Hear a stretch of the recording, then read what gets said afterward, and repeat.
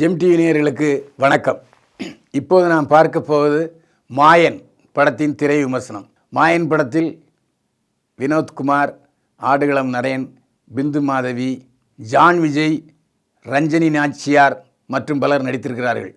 அருண் பிரசாத் ஒளிப்பதிவு செய்திருக்கிறார். ஜோன்ஸ் ரூபர்ட் இசையமைத்திருக்கிறார். ராஜேஷ் கண்ணா கதை, திரைக்கதை, வசனம் எழுதி இயக்கியிருக்கிறார். இது ஒரு பீரியடு ஃபிலிம், கற்பனை கதை.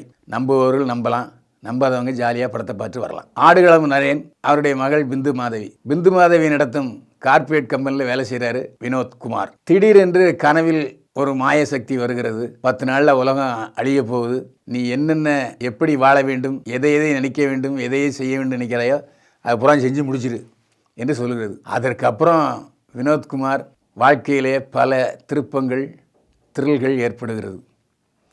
ஜான் விஜய் ஒரு போலீஸ் இன்ஸ்பெக்டர், அவருக்கு சில காரியங்கள் ஆக வேண்டியிருக்கு. அதை வினோத்குமார் செஞ்சு முடிக்கிறார். ஆனால் ஜான் விஜய் வினோத்குமாரை ரொம்பவும் நம்புகிறார். ஜான் விஜய்க்கு சில என்கவுண்டர்கள் செய்ய வேண்டிய உத்தரவு வருகிறது. அதை வினோத்குமார் உதவியோடு செய்து முடிக்கிறார். பிந்து மாதவி ரொம்ப ஒன்றும் அலட்டிக்கவே இல்லை. டைரக்டர் என்ன சொல்கிறாரோ அதை அப்படியே செஞ்சுருக்காரு. ஆடுகளம் நரேன் வழக்கம் போல் குணச்சித்திர நடிப்பை வெளிப்படுத்தி இருக்கிறார். ராஜசிம்மன் வழக்கம் போல் தன்னுடைய வில்லன் பாணியை மிகச்சிறப்பாக செய்திருக்கிறார். ராஜேஷ் கண்ணா என்ன சொல்கிறாரோ அதை எல்லா நடிகர்களும் மிகச்சிறப்பாக செய்திருக்கிறார்கள். டைரக்டர் சொன்னதை தாண்டி எதுவும் செய்யவில்லை என்று தான் தோன்றுகிறது. அருண் பிரசாத் ஒளிப்பதிவு செய்திருக்கிறார். அதாவது கிராஃபிக்ஸ் காட்சிகளில் தன்னுடைய திறமையை மிகச்சிறப்பாக வெளிப்படுத்தியிருக்கிறார்.